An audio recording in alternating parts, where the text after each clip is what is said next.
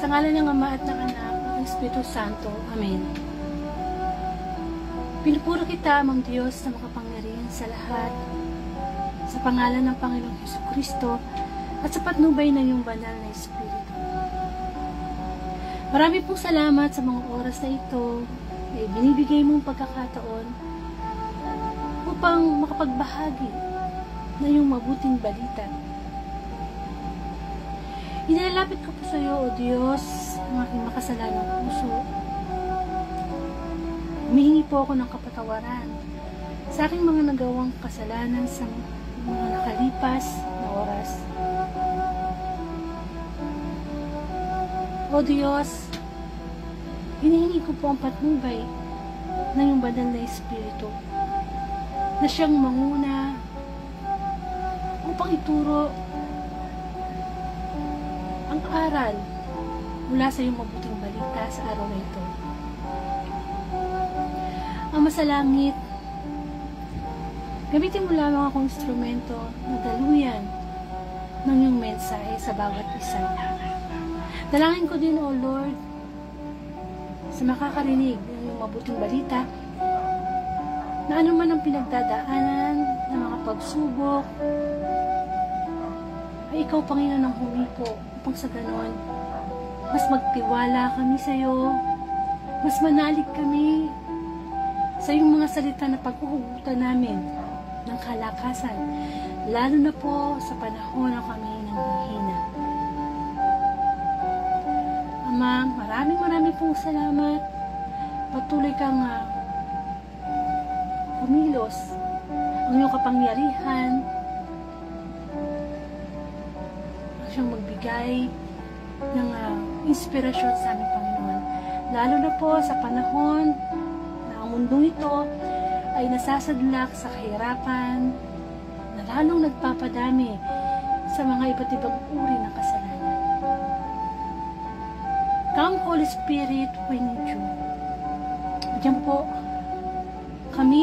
ako, nakababang loob, na ikaw ang maitaas. Gamitin mo lamang ang aking labi, ang aking tinig.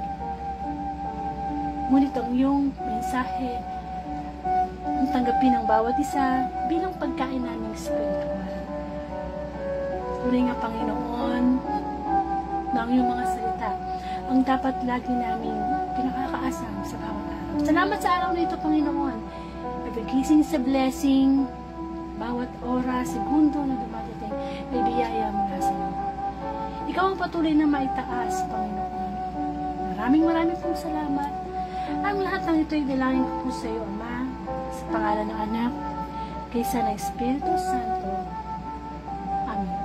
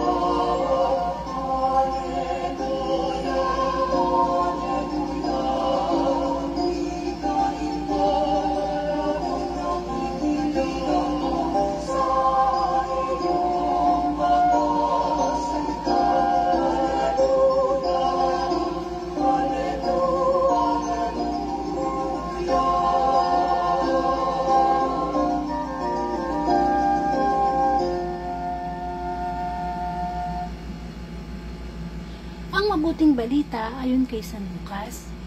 Papuri sa iyo, Panginoon.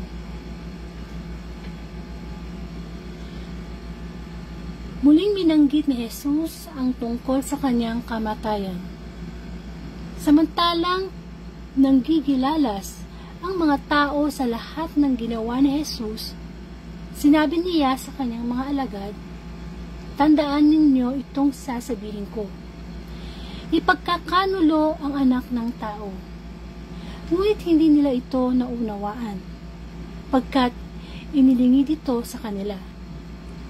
Nangangamba naman silang magtanong sa kanya kung ano ang ibig sabihin niyon." Ang mabuting balita ng Panginoon, pinupuri ka namin, Panginoong Hesukristo. Amen. So, isa pong pinagpalang araw sa lahat na makaririnig ng mabuting balita sa araw po ito. Ang ating pong pagninilayan ay ang tungkol sa Saturday Gospel at ngayon po, salamat sa Diyos, September 30, 2023. Tunay nga, napakabilis ng araw. Tapos na naman ang September, papasok na naman October, tapos November, tapos December.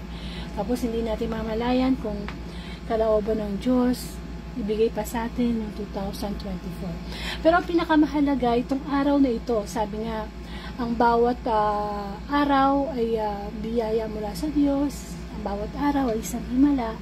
So, kung ano man yung dinadala nating pagsubok o problema sa araw na ito, yung araw lang na ito, ang intindihin muna natin. Huwag muna natin intindihin yung bukas. Kasi hindi natin alam, wala nakakaalam kung darating pa ba yung bukas. Yun po ba? So, ito po ay mula nga sa pagbasa kay San Lucas sa chapter 9, verse 43b to 45. Tungkol nga po ito sa muling binanggit ni Jesus ang tungkol sa kanyang kamatayan. So, Alam naman po natin na nabanggit na dati ng Panginoong Hesus sa kanyang mga alagad ang tungkol sa kanyang kamatayan. At yun nga po, masasabi po natin na hindi maganda in a way, no? Yung nangyari sa Panginoong Hesus na alam naman natin siyang anak ng Diyos, nagkatawang tao para po sa ating pagtubasin ng ating mga kasalanan, pero dumating talaga yung time ng kanyang kamatayan.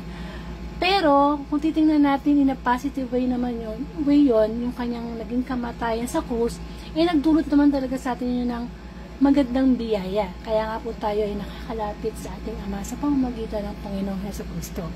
So, ang mga alagad talaga namang laging kasama ng Panginoong Jesus, yung kanyang mga alagad, no?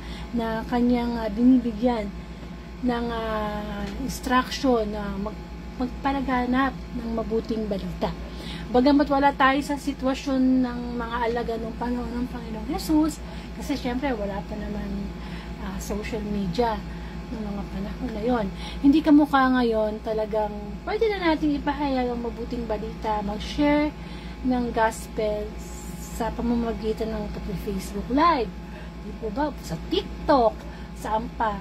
Marami ng mga mga paraan kung gusto nating maibahagi si Kristo, ang salita ng Diyos. So, pansinin po natin sa mabuting balita.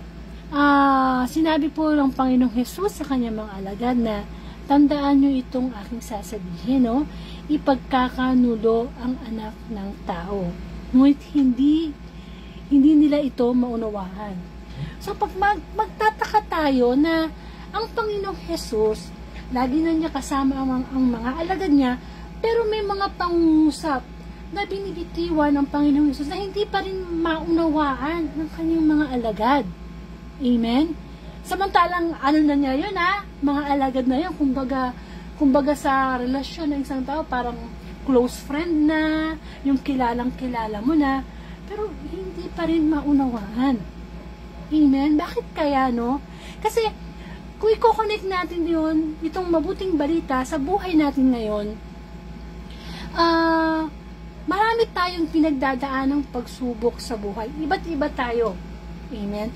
Pero, kung minsan, kahit nakakilala na tayo sa Diyos, marami tayong hindi maintindihan sa mga nangyayari dito sa mundo.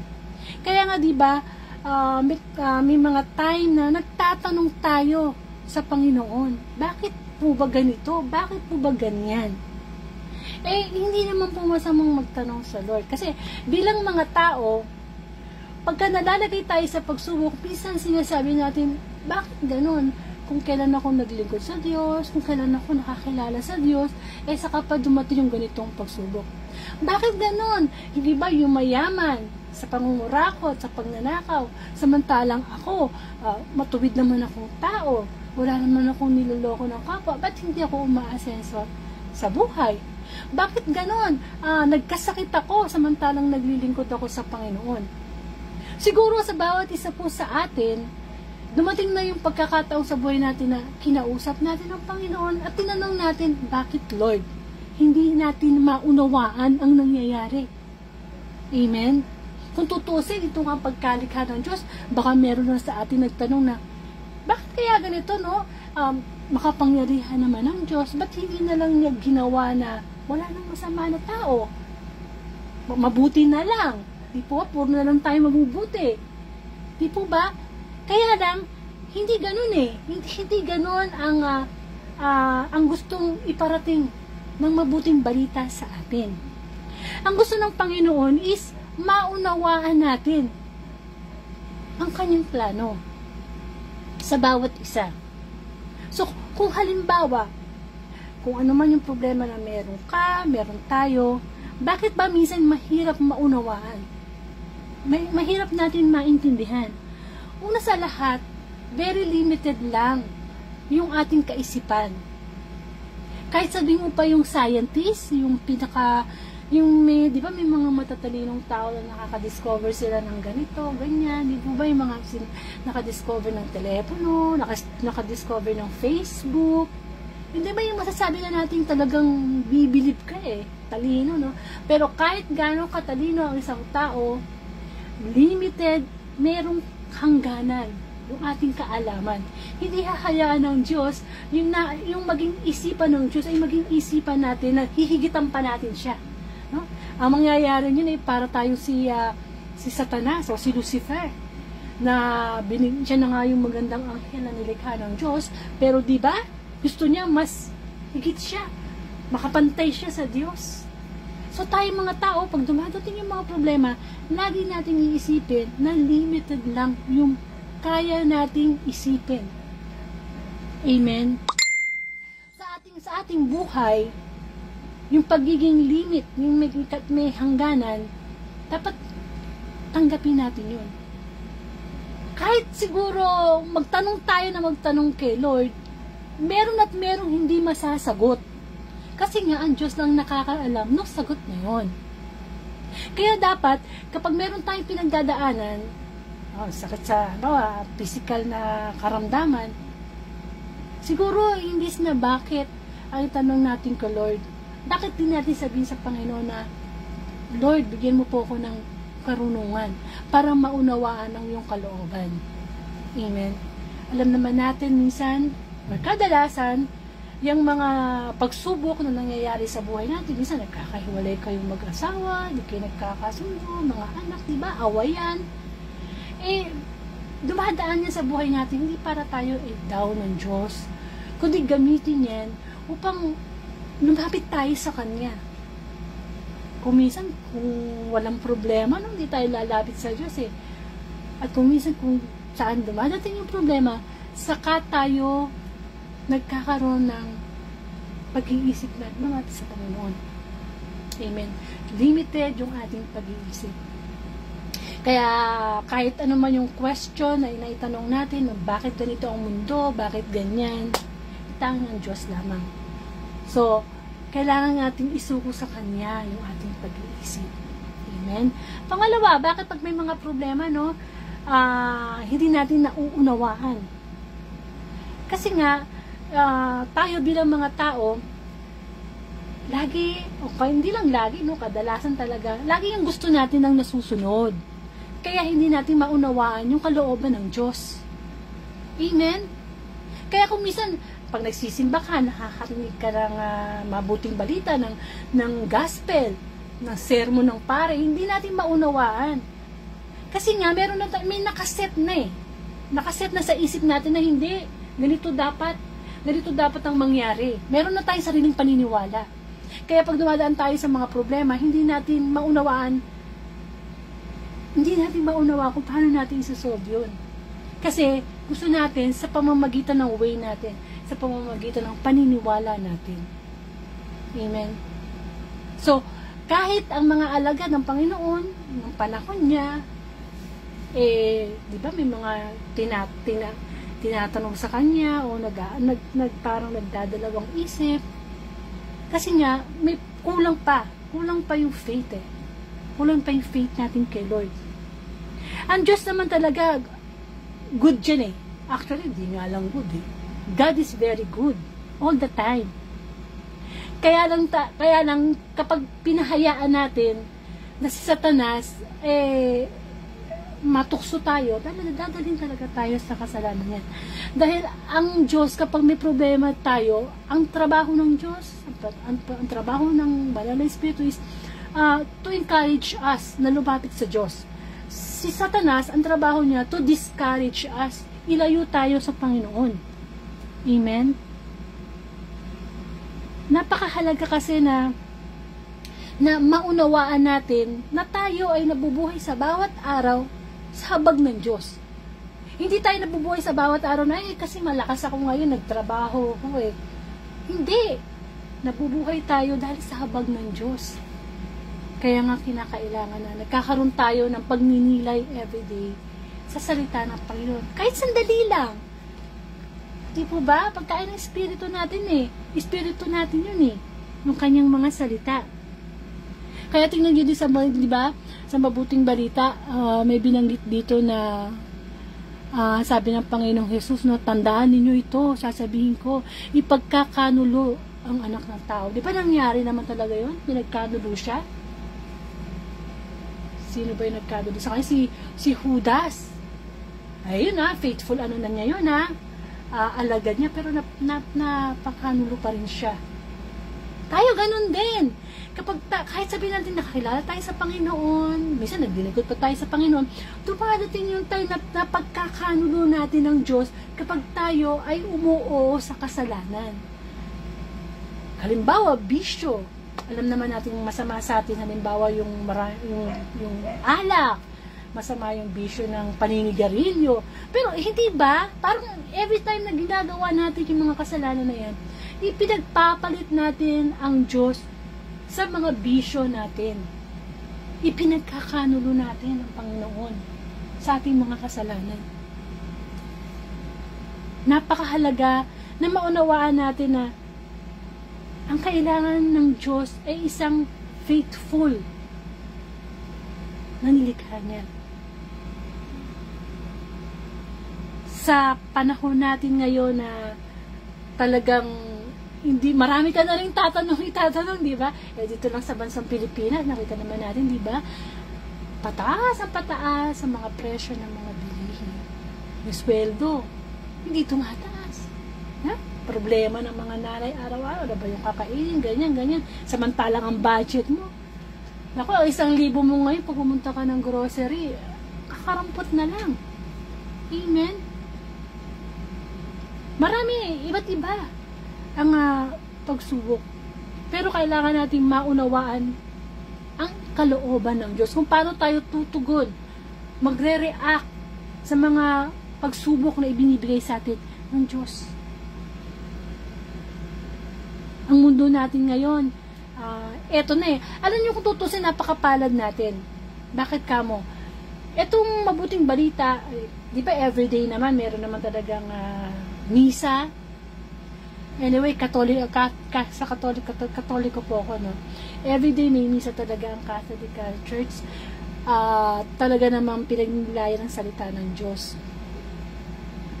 Na tayo din, everyday, kumakain tayo, morning, tanghali, merienda, hapunan, no? At ang salita ng Panginoon ang siya makapagbibigay sa atin ng spiritual food. Para pag dumadating yung mga, ni Satanas, ay ready tayong harapin to. Of course, sa problema, kapag dumadating yan, para maunawaan natin ang kalooban ng Diyos, kailangan tayo mayroong relasyon sa Panginoon. Kailangan na maging positibo sa pag-iisip. Sa pag-iisip. Kasi, kapag ikaw naman yung negative mag-isip o mag-react sa pagsubok na meron ka, wala ka din naman mapapala, lalo ka lang madadown. Di ba sabi nga ng Panginoon, o salita ng Diyos sa Filipos, na dapat maging laman ng ating isip ay mga bagay na kapuri-puri, mga bagay na, alam mo na yun, yung malinis, be positive. Amen. Para lagi natin naiintindihan na nagagawa natin yung mga pagsubok na yan sa tulong ng Diyos. Sa tulong ng Diyos. Mahirap sumuong sa pag-solve ng problem without God. Kasi aasa lang talaga tayo sa kakayanan natin, sa gusto natin. Amen?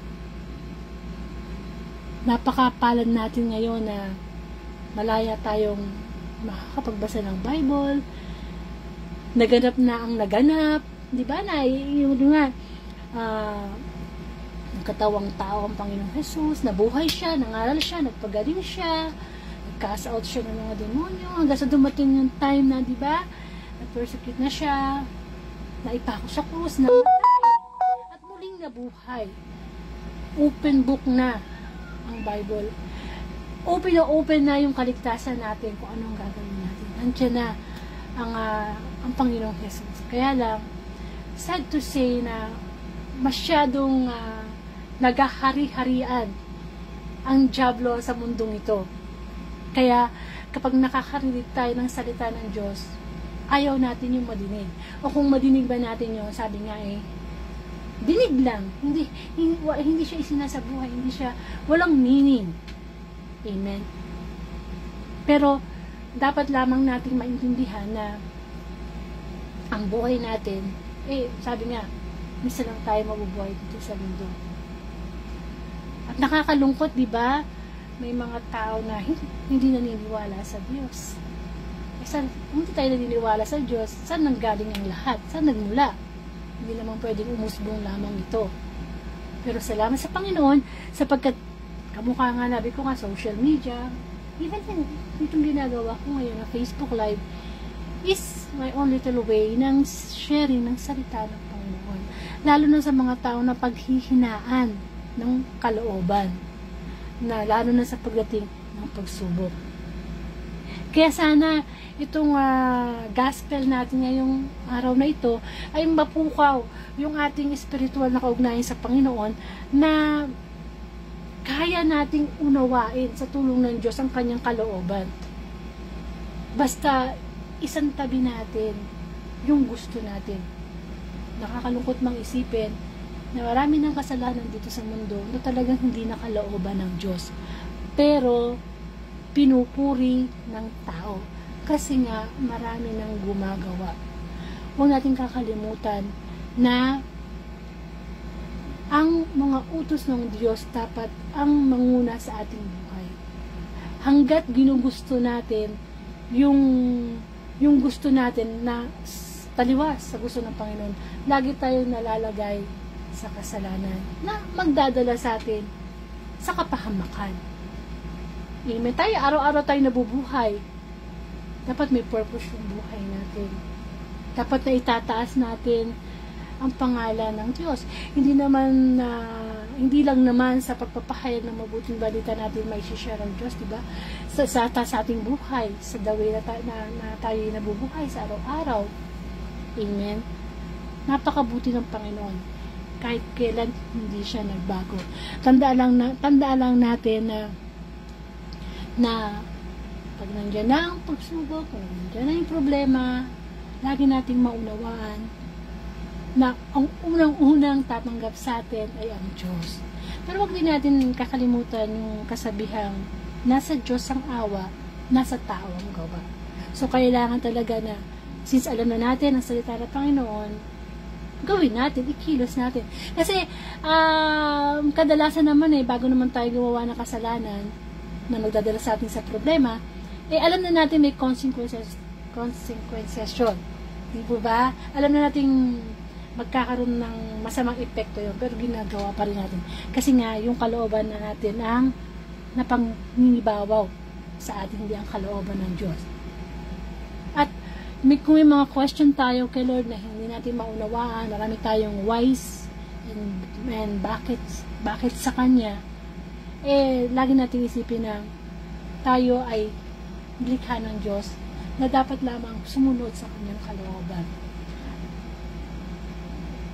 Sana mapagnilayan natin itong mabuting balita sa araw na ito upang sa ganon hindi natin napagkakanulo ang Diyos, hindi natin napagpapalit sa kasalanan, at nang maunawaan natin na ang kalooban ng Diyos ay papabuti tayo, mapunta tayo sa buhay na walang hanggan.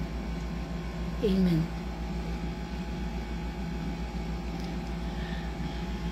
Ama namin, sumasalangit ka, sambahin ang ngalan mo, sa amin ang kaharian mo, sundin ang loob mo dito sa lupa para nasa langit.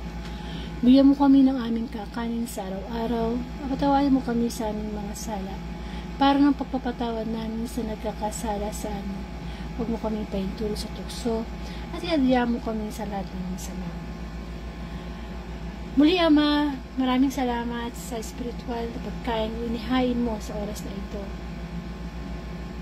Maraming salamat sa maliit na paraanan ito na ma-share ka sa aking kapwa sa pamamagitan ng social media. Kayo din, Panginoon, sino mang makakarinig na mensaheng ito, nawa anuman ang pagsubok na meron ang nakikinig, ang bawat tao, ikaw, Lord, ang magbigay ng karunungan ng pangunawa na walang problema, na walang solusyon.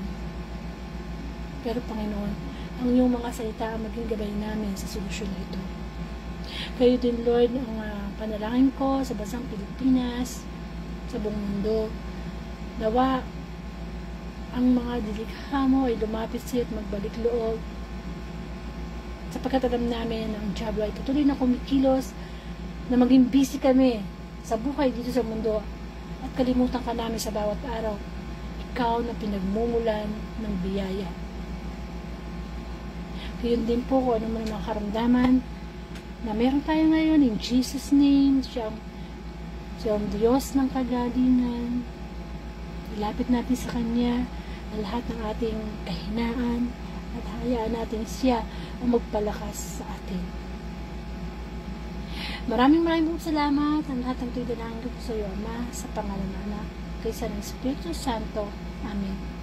Sa ngalan ng Ama at ng Anak ng Espiritu Santo. Amen. Sa maraming pong salamat. To God be the glory.